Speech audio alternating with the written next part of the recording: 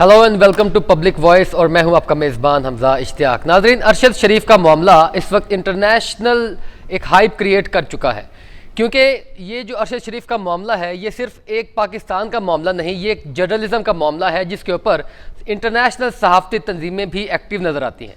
अब इस मामले के ऊपर पाकिस्तान की तरफ से GHQ की तरफ से शहबाज शरीफ को ख़त लिखा गया है कि एक जुडिशल कमीशन बनाया जाए जिसमें इसकी मुकम्मल तहकीकात करवाई जाए और उस तहकीकात में जो इल्ज़ामात धरे जा रहे हैं इदारों के ऊपर उनकी भी जो मुकम्मल तहकीकात करवा के अवाम के सामने रखा जाए। उसके अलावा इससे पहले एक इस्तदा हुई थी हाई कोर्ट में इस जुडिशल कमीशन को फौरी तौर पर मुकर्रर करने के लिए, जो कि मुस्तरद कर दी गई।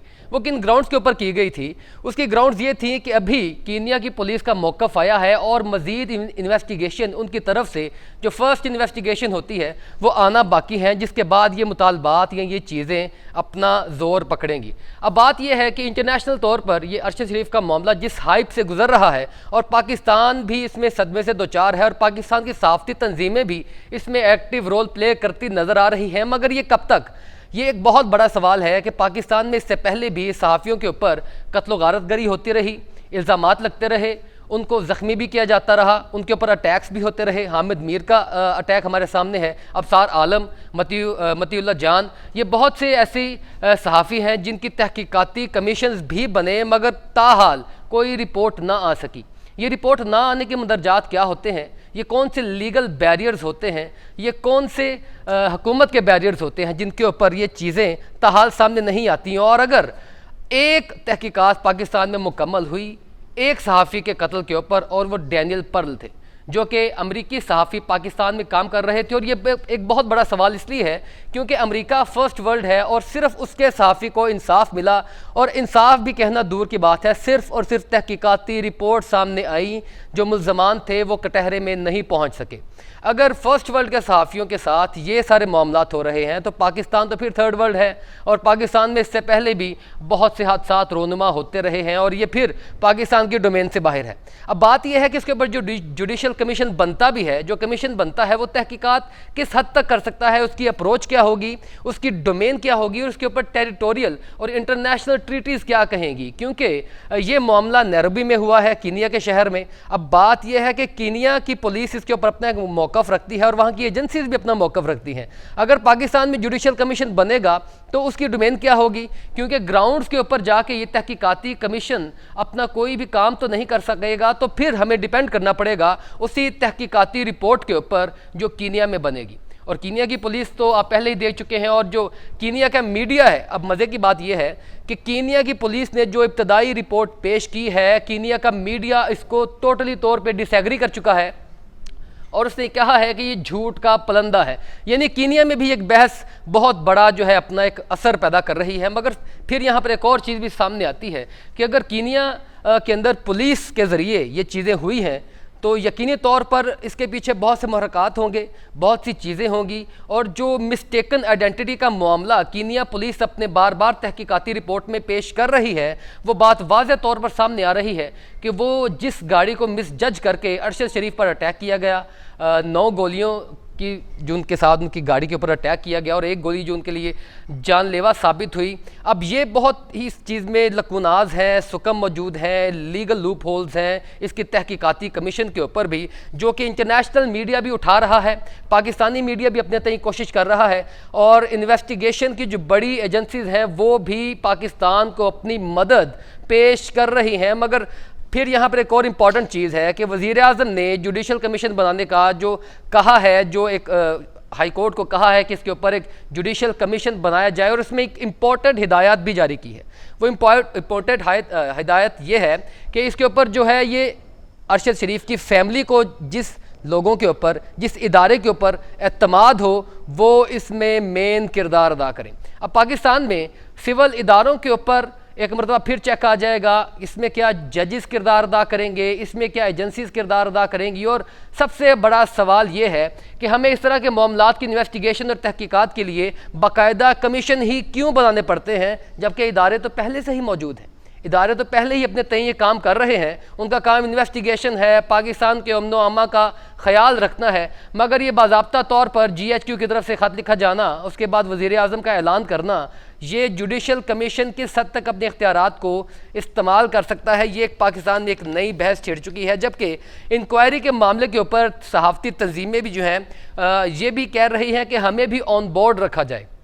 अब बात यह है, अगर मैं आपको इस पस मंज़र में ले चलूँ तो आज से तकरीबन 2 साल पहले इमरान खान की हुकूमत के ऊपर एक पीका ऑर्डिनेंस जो है वो बनाने की बात की और पीका ऑर्डिनेंस पास हुआ, जिसके ऊपर सहाफ़ती तंजीमों ने बहुत बचाल खड़ा किया और सहाफ़ती तंजीमें जो हैं वो रोड के ऊपर आकर एहतजाज भी करती रहीं। लेकिन बात ये थी कि उस पीका एक्ट को मंजूर क्यों नहीं होने दिया गया। उसमें तरमीम की ज़रूर गुंजाइश थी, मगर उसमें बाज़ाब्ता तौर पर यह कहा गया था कि सहाफ़ियों को तहफ़्फ़ुज़ फ़राहम किया जाएगा, वो तहफ़्फ़ुज़ रियासत की जानिब से फ़राहम किया जाएगा। लेकिन यहाँ पर बहुत से सवालिया निशान हैं जिनके ऊपर ज़ुबानें कुंद हो जाती हैं, जानते बूझते भी बोलना कासर हो जाता है कि हम ऐसी बातों पर बात नहीं कर सकते।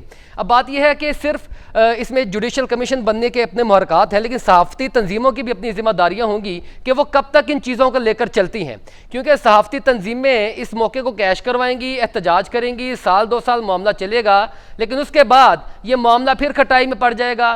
डैनियल पर्ल के मामले के ऊपर क्योंकि अमरीका फर्स्ट वर्ल्ड था, वो तो बोलता रहा, मगर पाकिस्तान की सहाफ़ती तंजीमें उस तरह ताउन नहीं करती रहीं।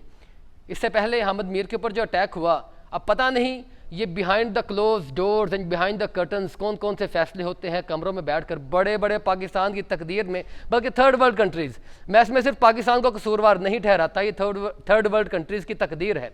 और कीनिया जहाँ पर ये हादसा रोनुमा हुआ है वो भी थर्ड वर्ल्ड है, और उसको भी डिक्टेट करने वाले कुछ ऐसे ही लोग हैं जिसकी वजह से वहाँ की पुलिस बिल्कुल नॉन प्रोफेशनल है और अनडिसिप्लिन्ड। और जिस तरीके से ये इनको टारगेट किया गया, ये कीनिया की पुलिस की हिस्ट्री अब तो बाज़ाब्ता तौर पर आप भी देख रहे हैं, सबको मालूम हो रहा है, मगर इंटरनेशनली तौर पर BBC, अल जज़ीरा इसको कवर करते रहे हैं कि ये किराए के कातिल हैं। ये जो नैरोबी में पुलिस काम कर रही है और जो कीनिया में पुलिस काम कर रही है, ये अपनी जुरिस्डिक्शन, जिसको एक्स्ट्रा जुडिशल किलिंग कहते हैं, एक्स्ट्रा जुडिशल किलिंग, मावराए अदालत कत्ल, उसमें सबसे बड़ा आज तक का रिकॉर्ड कह लें या आज तक के सबसे ज़्यादा किलिंग्स जो हैं वो फिर कीनिया पुलिस के ज़मरे में ही आती हैं। क्योंकि अब बात यह है कि कीनिया के निज़ाम अदल के ऊपर, कीनिया की एग्जेक्टिव अथॉरिटीज़ के ऊपर सवाल तो हम उठाएंगे, लेकिन बात यह है कि हमें फिर रिलाय तो उन्हीं की तहकीकाती रिपोर्ट के ऊपर करना पड़ेगा, क्योंकि हम इंटरनेशनल बाउंड्रीज से, UN की बाउंड्री से बाउंड हैं कि हम वहाँ पर जाकर मौक़ेबात पर हमारी कोई भी एजेंसी काम तो नहीं करेगी। अगर इस चीज़ की इजाज़त मिल भी जाती है तो क्या हमें इंटरनेशनल कम्युनिटी ये ब्रीच करने देगी? और अगर हम इस तरह की तहकीकाती रिपोर्ट बनाकर ले भी आते हैं तो उसको किस चीज़ पर कंसिडरेबल किया जाएगा? और सवाल सबसे बुनियादी तो फिर वही रहेगा, अगर कोई कसूरवार साबित हो भी गया तो उसके साथ क्या अंजाम होगा, जो आज तक नहीं हो पाया, डैनियल पर्ल के मामले पर भी नहीं हो पाया। और अरशद शरीफ तो फिर इस बदकिस्मत पाकिस्तान में पैदा हुए जहाँ पर उनको शायद उस तरह कदर नहीं किया गया।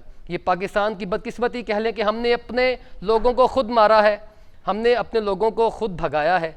ये एक बहुत बड़ा सवाल है जिसके ऊपर पहले भी बता चुका हूँ कि ज़ुबानें कुंद रहेंगी। और दूसरा, एक इंटरनेशनल लेवल पर एक बड़ा मामला, जमाल खशोगी जो कि सऊदी अरेबिया के सहाफ़ी थे और उनके भी कत्ल का मामला चला, जिसकी वजह से अमेरिका और सऊदी अरेबिया की सर्द मोहरी भी चली, लेकिन ताहाल उसके ऊपर भी कोई इन्वेस्टिगेशन रिपोर्ट नहीं आ सकी।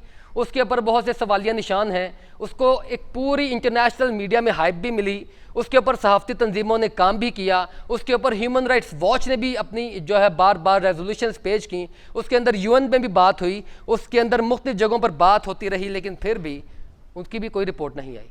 तो बात यह है कि यहाँ पर ये तहकीकाती रिपोर्ट बना लेना, मौके के ऊपर हम जो है ये सदमे से दो चार भी रहेंगे, हम सदमे की बातें भी करते रहेंगे, लेकिन फिर बहुत सी चीज़ें ऐसी रहेंगी जिनके ऊपर बहुत से सवालिया निशान बनते रहेंगे और बहुत सी चीज़ें बनती रहेंगी। नाजरीन, इसी मौजू पर बात करने के लिए कर्नल रिटायर्ड असद महमूद साहब हमारे साथ एक ब्रेक के बाद होंगे। एक ब्रेक पर चलते हैं, उसके बाद ब्रेक से वापस आकर मज़ीद इस जो है मौके के ऊपर डिटेल्ड गुफ्तगू करेंगे। हमारे साथ रहिएगा।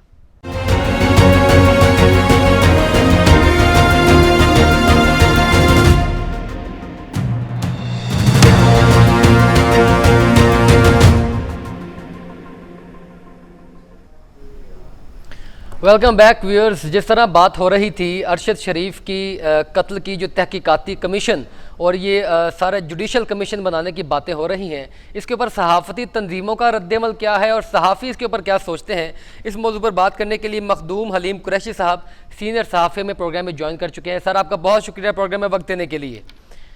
सर, क्या समझते हैं ये जो GHQ ने भी आज ख़त लिखा और वज़ीर आज़म ने भी इसके ऊपर जुडिशल कमीशन बनाने का ऐलान किया है और हिदायत जारी की हैं, ये हमें क्यों याद आता है इस तरह का इंसिडेंट होने के बाद ही कोई कमीशन बनाना, जबकि इदारे तो अपनी जगह बदरजा अतम मौजूद हैं? सर, ये बदकिस्मती है। जब भी किसी सहाफ़ी के साथ ये वाक़या हुआ है तो आज तक किसी के भी कोई कातलों को गिरफ्तार नहीं किया गया। मैं मुसलसल कल मैं सारा दिन वहां पे था, आज भी मैं अभी वापस आया हूं अरशद शरीफ के घर। जो हालात वाक़यात थे, यकीन करें कि जब आप उनकी वालदा से मुलाकात हुई, उसके बाद उनके बच्चों से हुई, तो मैं एक चीज समझने से कासिर हूँ, आखिर हम लोग पहले ही क्यों कोई इक़दाम क्यों नहीं करते? हम हमेशा किसी हादसे का इंतजार क्यों करते हैं?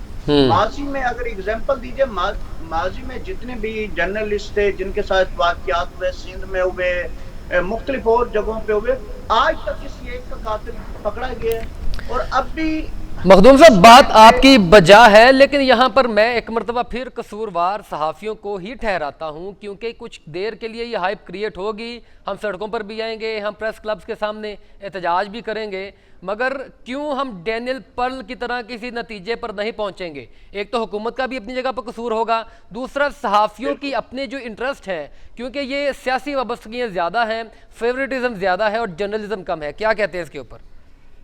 ये बदकिस्मती से मैं आपकी इस बात से एग्री इसलिए करता हूँ। बदकिस्मती का लफ्ज मैंने इसलिए मेंशन किया कि हम लोग डिवाइड होते जा रहे हैं। एक बात, आप किसी का भी देख लें, मतलब इंटरव्यू आप जब भी किसी सहाफ़ी का टॉक शो में देख लें, किसी भी जगह, तो आपको एक थोड़ी सी डिवाइड हमेशा नजर आती है।